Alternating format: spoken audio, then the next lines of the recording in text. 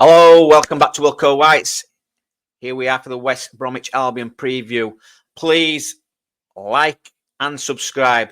I'm doing well at the minute, going up nice and gradually, getting a lot of views. Please turn them views, hit that like button, and please subscribe. That would be awesome. So, press conference, no stream. I was waiting and waiting. Must be some technical issues. So I'm just going to have to read it what I can off Leeds Live. So it looks like he's being asked about Ampadu, which is what we've all been waiting for. Sadly, it's a knee injury. It's cartilage. A bit of a complicated situation. Surgery would mean him out for the season. Because if you do surgery, it's going to be a few months for recovery. After consultations, we're going to be more conservative route. They're going to leave it for a few weeks. Then there's international break.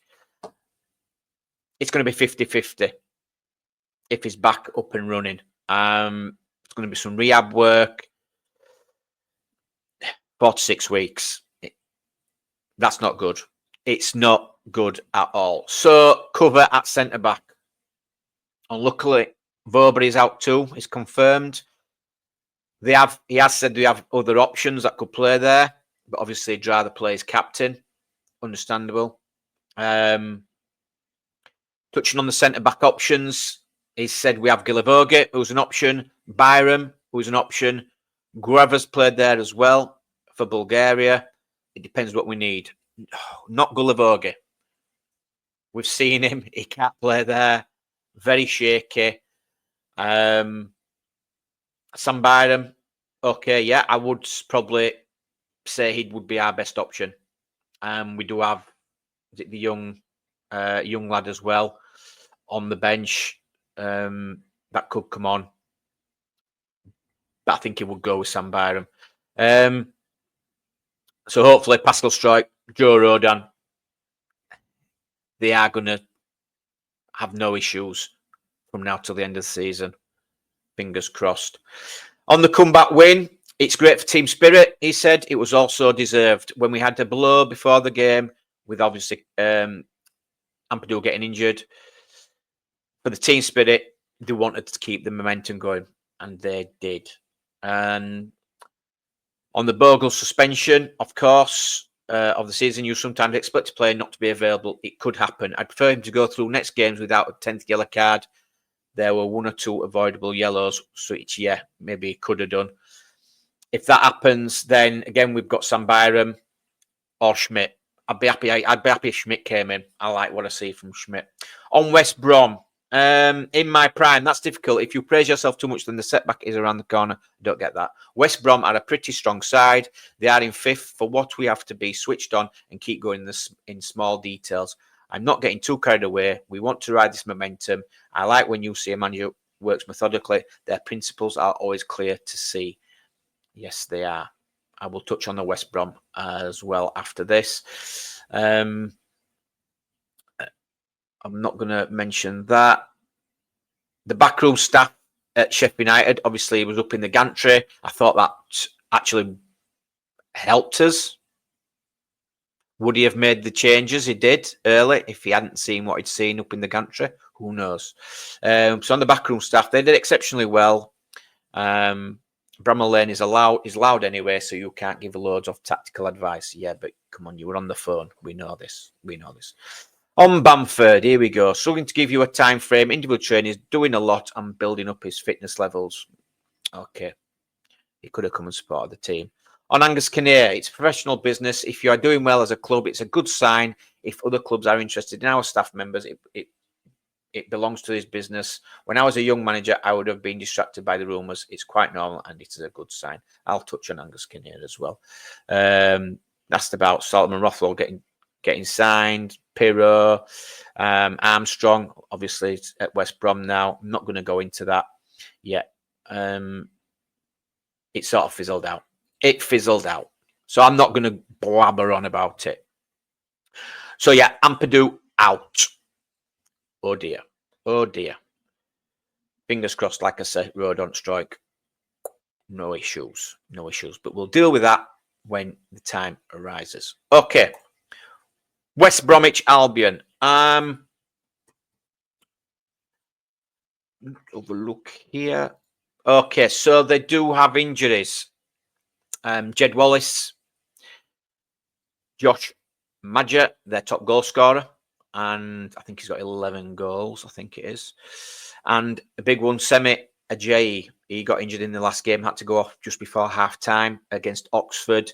Big, strong centre-half. He's out till mid-March. Big loss for them. Form-wise, they've won 2, lost 2, drawn 1 out of the last 5 games.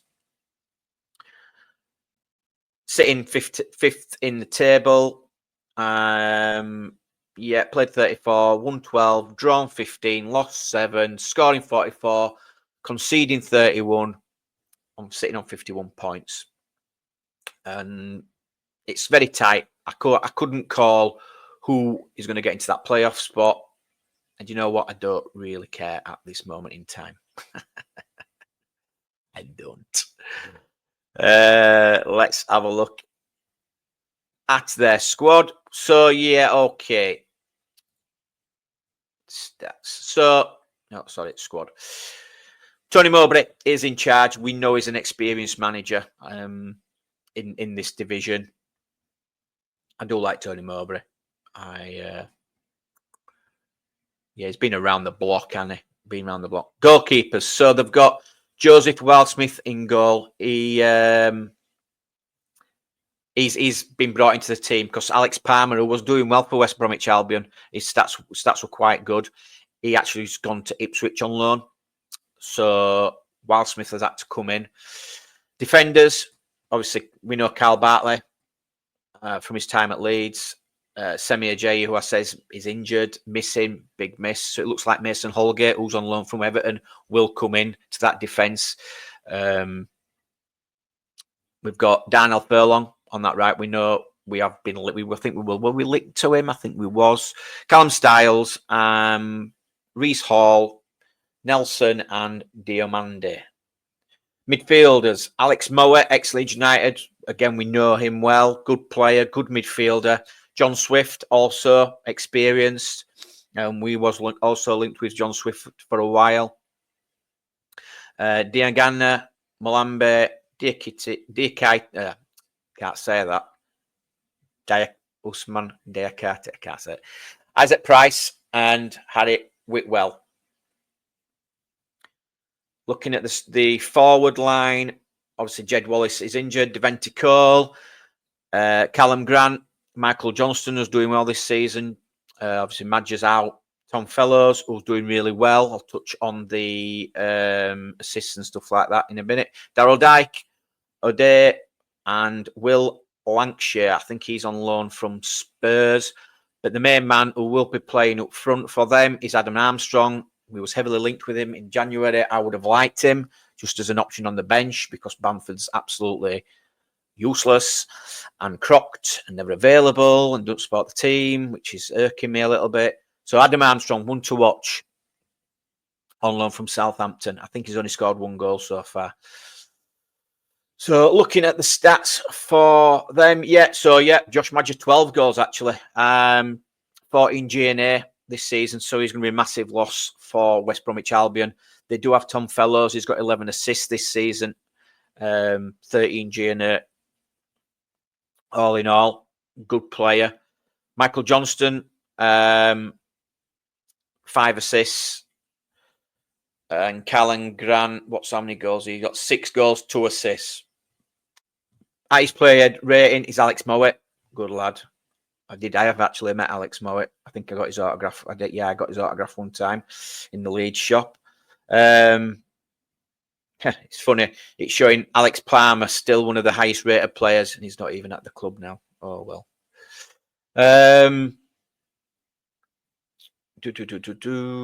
This were interesting. Michael Johnston, successful dribbles per 93. Again, good player is Michael Johnston. So, and it's someone we're going to have to.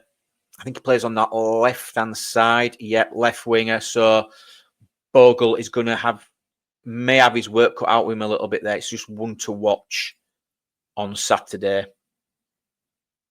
Yeah, look at that. Clean sheets, 11. Alex Palmer, save percentage, 74.3. Not bad.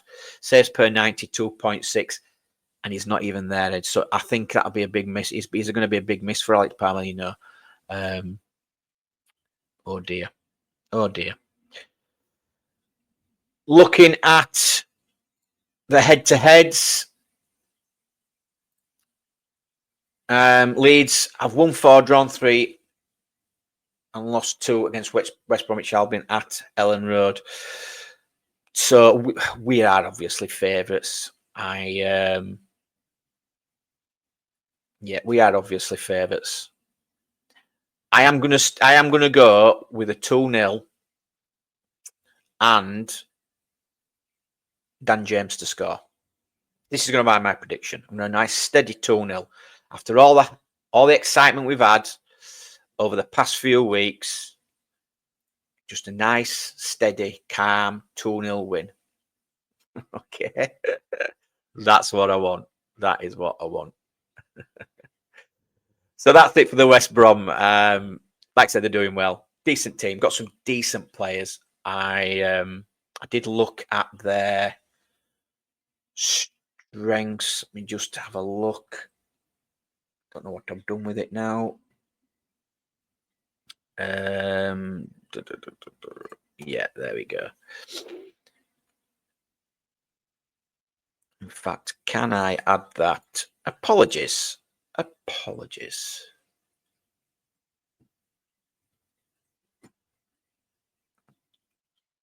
No. Strengths, create chances through individual skills. They're very strong at that. Attacking set pieces, very strong. Shooting from direct free kicks, strong. Defending set pieces, strong. Really, right. It's saying they don't really have any significant weaknesses. We shall see. We shall see. Style of play, they attempt a lot of through balls. Possession-based team. Take long shots, short passes, attack through the middle. Not very aggressive. They do have a consistent first 11. They don't like to change it up much. They play the offside trap. Now, yet they do have a lot of possession. They do like to have a lot of possession in games. The passing stats are quite high, similar to ourselves. So, but I think we outpass most teams, so I'm not worried about that. Touching on other news, the Plymouth game kickoff has changed to 12:30. I don't know why they do this. Okay, just leave it at 3 o'clock. We are going down to Plymouth. There's about 18 of us going.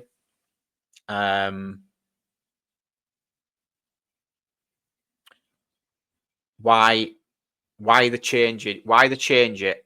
I don't know. It's not fair on the fans. It's all for TV. It really is. So we are now probably have to go down the Friday night instead of early Saturday morning. Crazy. Absolute crazy. Kinnear leaving. Okay, Kinnear's confirmed he's going to Everton. Good luck to you, Kinnear. I have no real opinion on him. I think he's done well. Obviously, he's highly rated in the football game throughout the country. With spells at West Ham, Arsenal. He's going to Everton. They're getting a new ground. They've got new owners. It's exciting times at Everton. You can understand the appeal. He served his time. I always thought Kinnear was just kept on as a transitional period for the 49ers anyway. The fact he stayed for 2 seasons was a bit surprising. I felt sorry for him in the times with Radzani and Orta. The fact he had to sit next to Orta for all them games, jumping about like a madman, screaming and shouting while he kept his composure. He did well. Some comments he has said, though, some things he has said, he does, he's come out and talked about like yellow kits not selling well and stuff like that, when obviously they do. We are now white and yellow at Ellen Road in every game, not all white. Yeah, sort of sometimes played us a bit like fools, like we didn't know what we were talking about.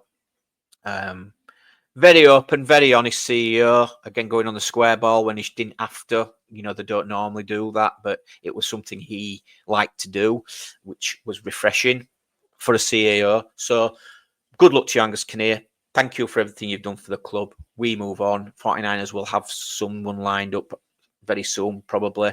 Maybe one of their own guys. Who knows? But good luck with that. Paraag has spoken. He's spoken about the Rangers link, which is interesting. It's probably not what I was thinking. He also touched on the stadium build. So, Paraag Marathe has confirmed that Rangers won't become Leeds United's feeder club. 49ers Enterprise are set to complete a sensational takeover of the Ibrox side, with Paraag spearheading the consortium. Recently speaking at the Financial Times Business of Football Summit, Marathe confirmed that any new football clubs his group takes over won't serve as feeders for other clubs. So obviously he is chairman of Leeds, but Rangers will be a separate entity. He said they always have their eyes open, looking at other opportunities. It's a big opportunity for them in Scotland.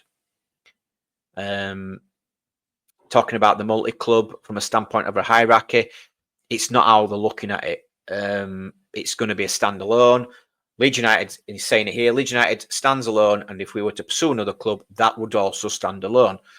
There's going to be no ties. There are obviously benefits to having leadership and ownership of multi-clubs, absolutely, but what you could share and do on the commercial side is even sometimes on the sporting side. So, yeah, they're looking at commercially as well. That could help. But it's not something, it's not going to be, like I say, it's going to be separate. It really is. So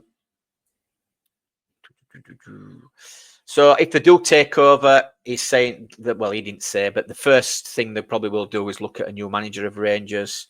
Barry Ferguson's there at the time as an interim. But that'll be end of season. But if it happens, it happens. Again, it's not going to affect Leeds United at all. With money, you know, focus, for me, again, I think Leeds United, even though Rangers would be probably in Europe, Leeds United still in the Premier League is massive. It really is. Stadium build. So after taking control of the club from Radzani back in 2023, they've always spoke about wanting to increase the capacity of Ellen Road. It is, you know, they want to make the capacity from 37 up to 53,000, which would be fantastic. I'd be so excited, so excited to 53,000 Leeds United fans at Ellen Road. Wow. Speaking at the Supporters Advisory Board, back in December, consultancy started to take shape and positive progress continues to be made. Now, obviously, that was back in December, but is given further insight into development plans. Reported by Ben Jacobs, he's told, obviously, the Financial Times Business of Football Summit, our goal is to expand Ellen Road. There will probably be a couple of phases that ultimately take us up to 53,000. The first phase will likely be 47, and then up to 53. Wow, even 47, massive. Ellen Road is a stadium managers and players of other clubs don't like playing at. It's been called a cauldron and a hurricane of noise. It really is important for us to get more of our supporters into the stadium and make it even more difficult for other clubs to come playing. But we want to preserve some of the magic of what Ellen Road is. We have done a lot of pre-development work, picking architects and working with the local council. There are probably some announcements to come, and I'm really excited about that. So am I. Massively excited about this new Ellen Road. I can't wait to see the plans. I can't actually wait when it's done to just be there, walk up, 53,000 fans in that ground. It will be immense. So that's it for me, West Bromwich Albion preview. Little bit of news as well, which is always good. Again, 2-0. Pirro to score. Let's go, Leeds. I am meeting the lads, Mate and Adam from Late Night. We'll do a Late Night Leeds with on Saturday. Looking forward to that. Also, Callum from LUFC Passion. Get over and jump on his channel. Give him some subscribers as well. If you can, that would be great. Again, for me, please like that one. Please like and subscribe. Would be massive. Thanks. I will speak to you soon. And I'll see you Friday night, Late Night Leeds. And imagine not being Leeds' channel. Ciao.